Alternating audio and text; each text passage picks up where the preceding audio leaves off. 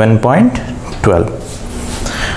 इसमें दो पार्ट हैं जिसमें दिया ये गया है कि हमारे पास दो कॉपर स्फीयर्स है, राइट, दो कॉपर स्फीयर्स हैं जो कि आइडेंटिकल स्फीयर्स हैं और इन दोनों के पास आइडेंटिकल चार्ज भी है। इसके पास अगर Q है तो इसके पास भी Q है, जिसका वैल्यू दिया हुआ है 6.5 इंटू 10⁻⁻7 कूलम। इसके पास भी सेम ही है 6.5 इंटू 10⁻⁻7 कूलम। और दोनों स्फेरिकल चार्ज के सेंटर टू सेंटर जो डिस्टेंस है लेट्स से R ये दिया हुआ है, जो कि दिया हुआ है हमारे पास 50 सेंटीमीटर यानी कि 0.5 मीटर। एग्रीड। इसमें एक और कंडीशन दी हुई है, वो ये दिया हुआ है कि बोला है जो स्फीयर है इसके जो रेडियस है, जो स्फीयर के साइज, उसके कंपेयर में इन दोनों के बीच का डिस्टेंस जो है बहुत ज़्यादा है। ऐसे स्थिति में हम दोनों चार्ज को क्या कंसीडर कर सकते हैं? Point charge. ठीक है, तो यानी कि हम ये मानेंगे ये पूरा का पूरा जो इस पर चार्ज दिया गया था हम उसको इसके सेंटर में कंसीडर कर लेंगे, राइट, और इसका भी सारा का सारा चार्ज इसके कहाँ कंसीडर कर लेंगे? इसके सेंटर पे, राइट। तो दोनों चार्ज के बीच के एक तरह से डिस्टेंस हम क्या यूज़ करेंगे?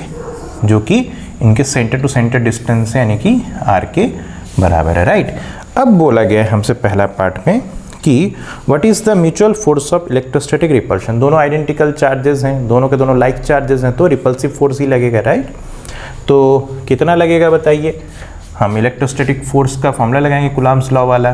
तो Fe इज इक्वल टू, आप जानते हैं,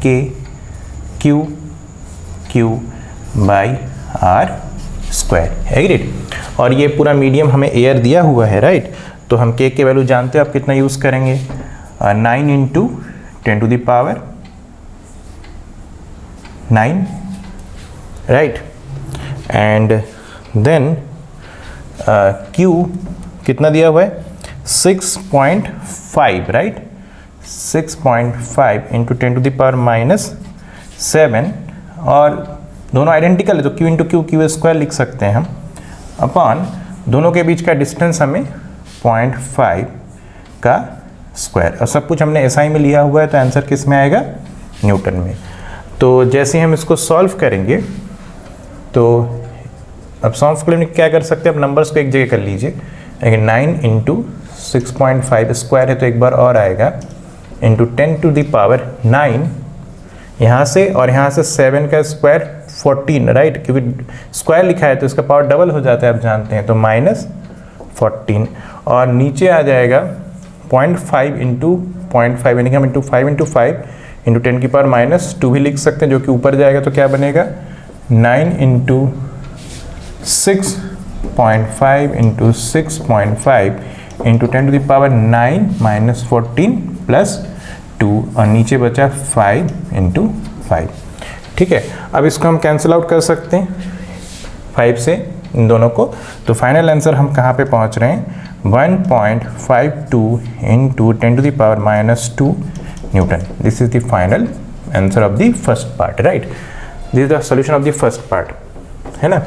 सेकेंड पार्ट में हमसे ये बोला गया है कि कुछ इसमें फेरबदल किया गया। जैसे बोला ये गया है कि जो स्फीयर्स हैं इन दोनों पे जो चार्जेस हैं वो डबल कर दी गई है, राइट, यानी कि इसके ऊपर Q चार्ज था तो 2Q कर दिया गया, इसके ऊपर चार्ज Q था तो 2Q कर दिया गया है, और दोनों के बीच का सेपरेशन को हाफ कर दिया गया, राइट। तो ऐसे स्थिति में सिचुएशन सिंपल सा है कि दोनों चार्ज जो है उसकी वैल्यू Q से 2Q और दूसरे वाले का भी Q से क्या कर दिया गया है? 2Q, और दोनों के बीच का सेपरेशन इनिशियल के कंपेयर में हाफ कर दी गई। शुरू में R था तो अब R/2 कर दी गई है, राइट। तो बताएं अब नए स्थिति में कितना फोर्स लग रहा है? तो ठीक है, नए स्थिति में फोर्स के लिए Fe हम कितना लिखेंगे? Q की वैल्यू अब 2Q लिखेंगे, दूसरे वाले का भी 2Q लिखेंगे, और अब R की वैल्यू R/2 का स्क्वायर। तो आप जब सॉल्व करेंगे तो 2 2 ज़र आएगा 4K square by R square, 2 का स्क्वायर 4 और ऊपर चला जाएगा तो 4 इंटू 4, ये नीचे वाला 4 ऊपर भेज दे स्क्वायर करने के बाद, राइट। तो ये हो जाएगा 16K square by R square. यहाँ तक कोई दिक्कत? अच्छा, K Q square by R square की वैल्यू आप निकाल चुके हो पहले, इसी का तो वैल्यू निकाले थे, ये रहा, जो कि हमारे लिए कितना है, ये आंसर हम निकाल रखे हैं। तो सिंपली हमें नए स्थिति में आंसर बड़े आसानी से निकाल सकते हैं हम 1.52 इंटू 10⁻⁻2 इसकी वैल्यू, और इसको मल्टीप्लाई किससे करनी है, 16 से, राइट। जब ऐसा करेंगे तो फाइनल आंसर हमारा कितना आ रहा है, 0.243 न्यूटन, राइट।